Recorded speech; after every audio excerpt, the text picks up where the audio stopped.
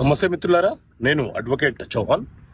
మిత్రులారా, ఒక కేసులోని విషయం ఏంటి అని అంటే, సార్, భూమి మీద మేము గత 20 సంవత్సరాలుగా పొజిషన్లో ఉన్నాము, కానీ మా పేరు మీద పట్టా రాలేదు, వేరే వ్యక్తులకు పట్టా వచ్చింది.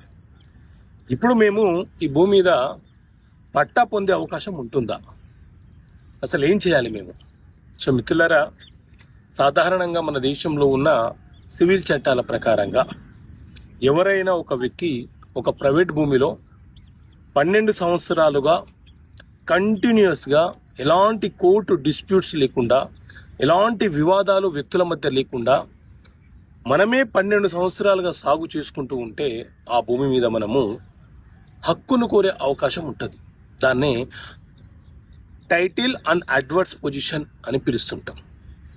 అదే ప్రభుత్వ భూమి అయితే 30 సంవత్సరాలుగా ఆ భూమి మీద మనము పొజిషన్లో ఉండి సాగు చేసుకుంటూ ఉన్నట్లు మన దగ్గర ఏవైనా పత్రాలు ఉంటే ఆ భూమి మీద మనకు హక్కులు కోరే అవకాశం ఉంటుంది.